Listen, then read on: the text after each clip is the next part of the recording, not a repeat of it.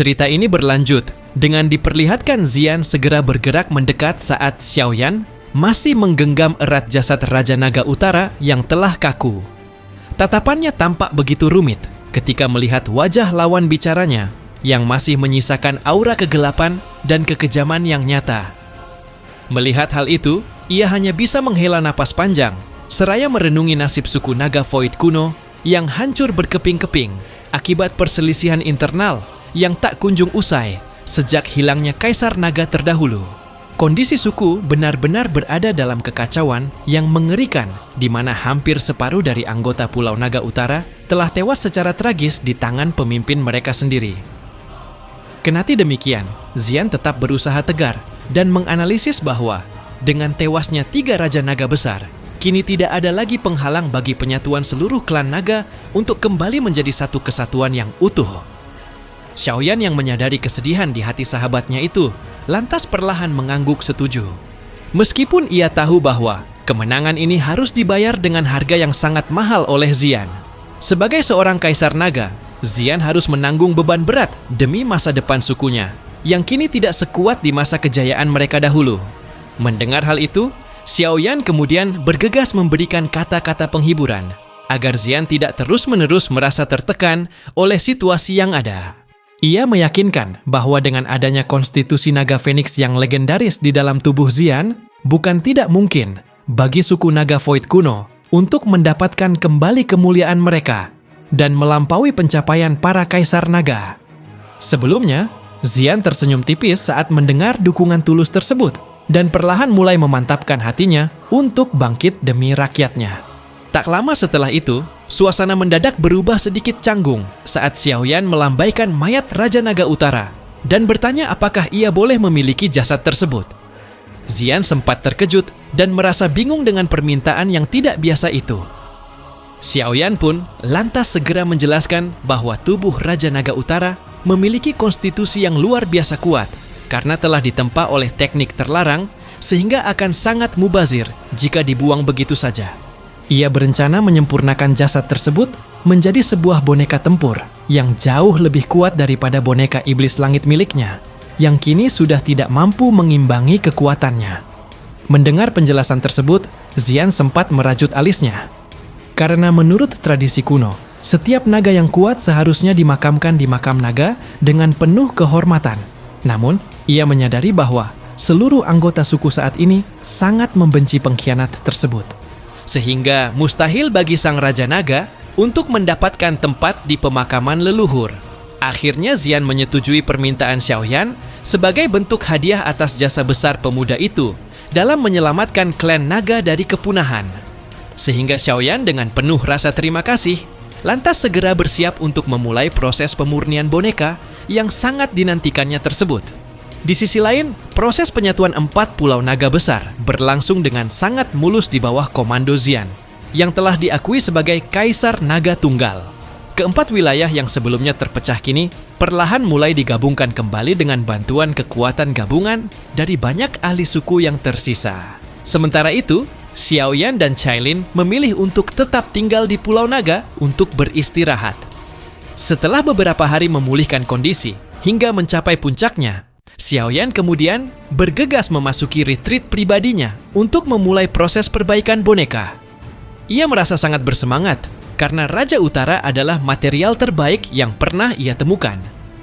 Bahkan kekuatannya saat masih hidup hampir menyentuh bintang ke-6 dari kelas Daosheng.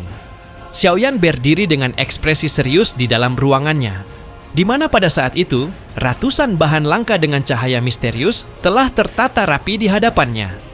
Ia telah mengumpulkan bahan-bahan terbaik dari seluruh penjuru gudang Pulau Naga yang sontak membuat penatua penjaga gudang merasa sangat sedih melihat simpanan berharganya dikuras habis oleh Xiaoyan.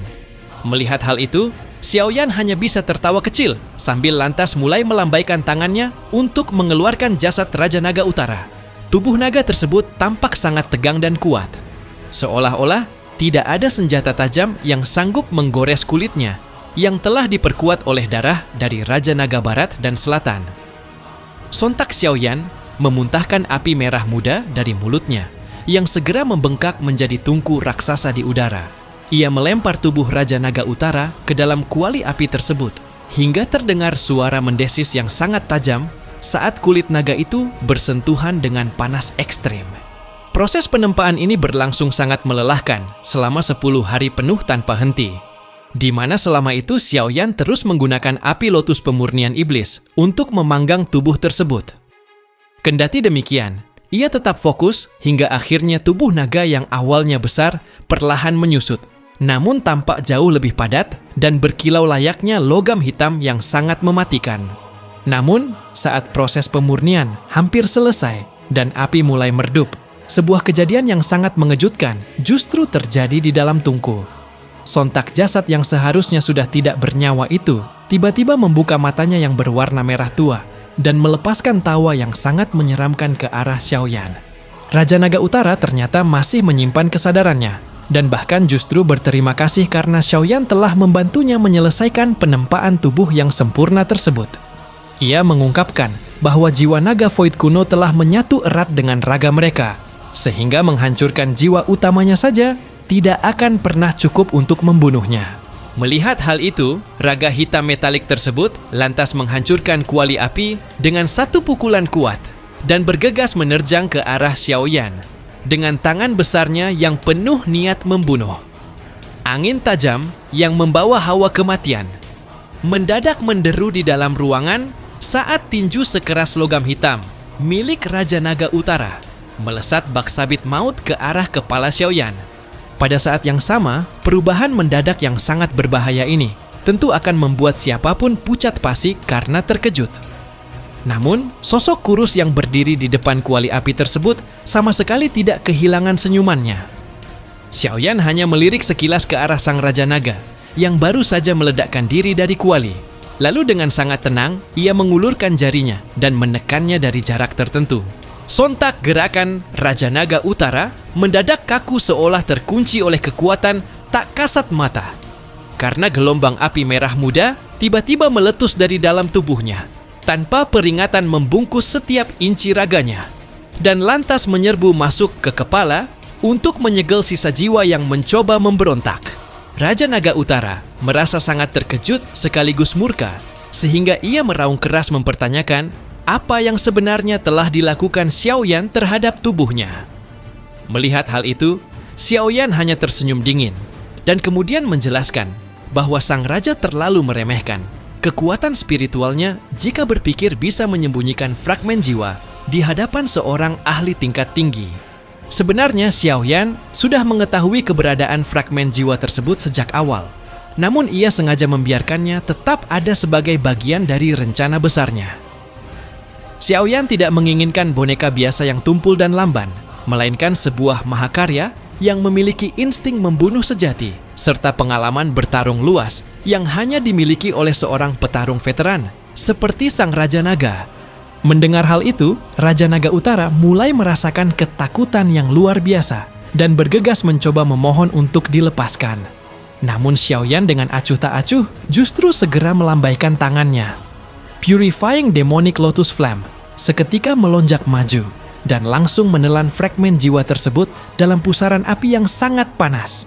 Suhu ekstrem api surgawi itu perlahan, namun pasti memurnikan sisa kesadaran sang raja dalam hitungan menit hingga hanya menyisakan aliran udara ilusi yang murni.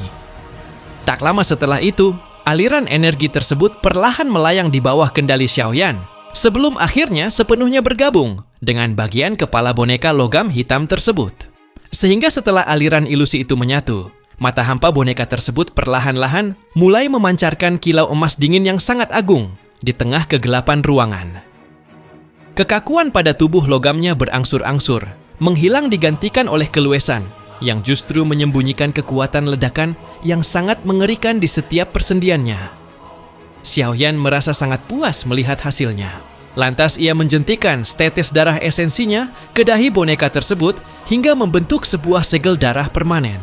Koneksi mental yang kuat pun segera terbentuk dan Xiaoyan kemudian memutuskan untuk memberi nama boneka barunya itu sebagai Raja Utara. Sosok hitam itu pun bergerak dan langsung menanggapi perintah tuannya dengan suara serak tanpa emosi. Kendati demikian, Meskipun Raja Utara kini memiliki kekuatan fisik yang sanggup menandingi Daoseng Bintang 5, Xiaoyan tetap merasa ada sesuatu yang kurang. Ia menyadari bahwa batas kekuatan raga ini seharusnya bisa menyentuh bintang 6 jika mendapatkan asupan energi yang tepat. Karena boneka tidak bisa menghasilkan Daoqi secara mandiri, Xiaoyan lantas teringat pada metode penyempurnaan lamanya yang mengandalkan penyerapan energi alam yang dahsyat. Melihat hal itu, ia akhirnya memutuskan untuk membawa boneka tersebut mencari sumber kekuatan petir yang sangat masif guna mencapai tingkat kesempurnaan yang ia inginkan. Di sisi lain, setelah keluar dari retretnya, Xiaoyan kemudian segera bertemu dengan Cailin, yang sempat tertegun melihat perubahan drastis pada Raja Naga Utara, yang kini tampak seperti patung logam misterius. Setelah menjelaskan situasi secara singkat, Xiaoyan tanpa menunda segera membawa Raja Utara terbang, membelah atmosfer menuju kolam petir yang terletak jauh di alam kosong.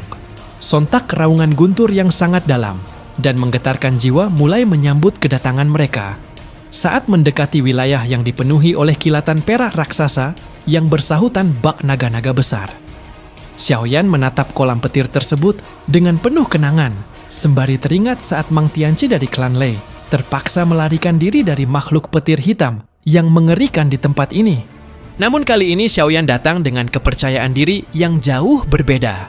Ia justru berniat menggunakan kilat hitam yang paling mematikan sekalipun untuk menempa Raja Utara. Dengan perlindungan api surgawi peringkat ketiga di tubuhnya, ribuan sambaran petir bahkan tidak berani mendekat dan malah menjauh dengan panik karena merasakan aura yang lebih menakutkan darinya. Tak lama setelah itu, mereka tiba di bagian terdalam kolam petir, di mana gugusan petir hitam berbentuk naga raksasa bergoyang-goyang.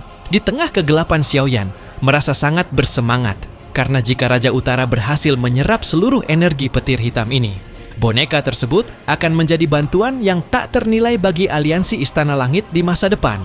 Xiaoyan menghentikan langkah kakinya tepat di luar wilayah yang dipenuhi oleh kilatan petir hitam pekat yang tampak begitu mencekam. Di sisi lain, matanya terus mengamati kumpulan petir iblis hitam yang berkumpul secara masif, menimbulkan rasa takjub yang mendalam di dalam hatinya. Ia tidak menyangka bahwa petir iblis hitam yang biasanya hanya muncul melalui fenomena langka saat penyempurnaan pil obat tingkat 9 ternyata ada dalam jumlah yang sangat berlimpah di dalam kolam ini. Melihat hal itu, ia menyadari betapa dunia ini dipenuhi dengan misteri yang tak terbayangkan. Kendati demikian, kekuatan Xiaoyan saat ini sudah jauh melampaui masa lalunya, sehingga ia tidak lagi merasa perlu untuk melarikan diri, seperti saat pertama kali bertemu dengan kekuatan alam yang mengerikan ini. Tak lama setelah itu, Xiaoyan tidak segera membiarkan Raja Utara menyerap kekuatan tersebut demi menjaga kewaspadaan.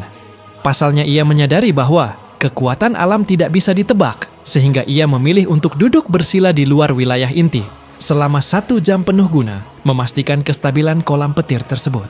Setelah merasa yakin bahwa tidak ada bahaya mendadak yang akan mengancam, lantas sebuah pikiran melintas di benaknya yang menjadi perintah bagi sosok di belakangnya. Raja Utara pun bergegas mengambil langkah maju, tanpa ragu sedikit perlahan menuju ke bagian terdalam dari kolam petir yang dipenuhi hawa penghancuran. Sontak kehadiran Raja Utara segera menarik perhatian petir iblis hitam yang menyerupai naga-naga piton raksasa dengan panjang ratusan kaki. Melihat hal itu, di bawah kendali pikiran Xiaoyan, Raja Utara berhenti tepat di bawah kilatan yang mendesis tajam tersebut. Boneka logam itu mengangkat kepalanya dengan dingin, kemudian perlahan mengulurkan tangannya untuk menyentuh salah satu sambaran petir. Alih-alih menghindar petir iblis hitam itu, justru merasa terprovokasi dan dengan kejam menghantam lengan Raja Utara.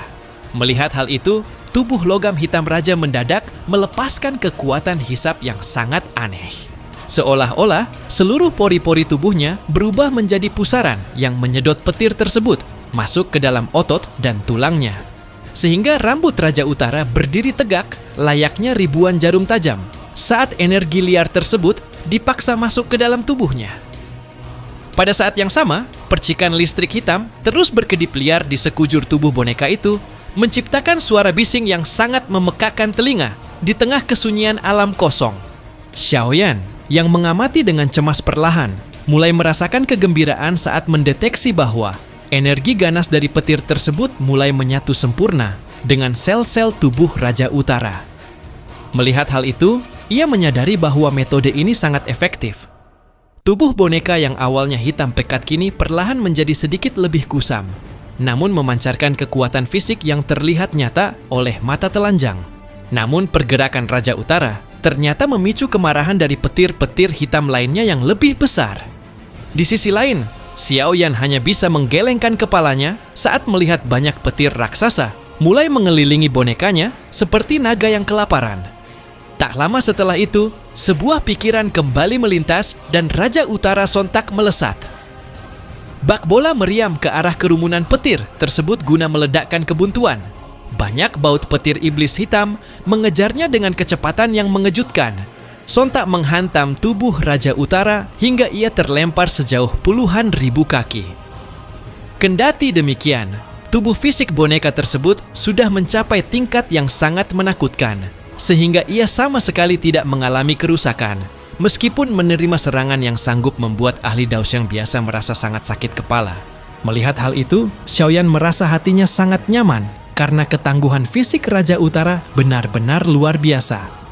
Lantas ia menyadari bahwa jasad Raja Naga Utara yang telah melahap dua Raja Naga lainnya memang bahan baku boneka yang tak tertandingi bahkan oleh Kaisar Naga Xian. Sekalipun dalam hal kekuatan murni tubuh fisik, proses penyerapan ini terus berlanjut secara masif. Dengan mata yang berbinar-binar penuh nafsu makan. Melihat hal itu, Little Yi segera membuka mulut kecilnya dan melepaskan kekuatan melahap yang berasal dari Nihility Devouring Flame. Lebih dari selusin petir, iblis hitam terseret masuk ke dalam mulutnya, layaknya tornado kecil. Sehingga energi murni yang sangat melimpah kembali mengalir ke dalam tubuh Xiaoyan, membuat kekuatannya yang sempat tertahan mulai meningkat kembali. Pada akhirnya, Xiaoyan pun menjilat bibirnya dengan rakus, menyadari bahwa apa yang dianggap mematikan oleh orang lain kini telah menjadi sumber pertumbuhan kekuatan yang sempurna bagi dirinya dan bonekanya. Nah guys, begitulah alur cerita dari Battle Through the Heavens, episode ke-206-nya. Terima kasih banyak kepada teman-teman yang sudah nonton videonya sampai selesai. Jangan lupa like, comment, and subscribe ya guys. Kita lanjut lagi nanti di episode selanjutnya. Terima kasih guys. Take me back to a place where I felt at home. Take me back to a day when we weren't alone. Take me back to an age when the world felt small. Way back before we blew it all. Take me back to a place where I felt at home. Take me back to a day when we weren't alone. Take me back to an age when before we blew it all. Take me back to a place where I felt at home. Take me back to a day when we weren't alone. Take me back to an age when the world felt small. Way back before we blew it all.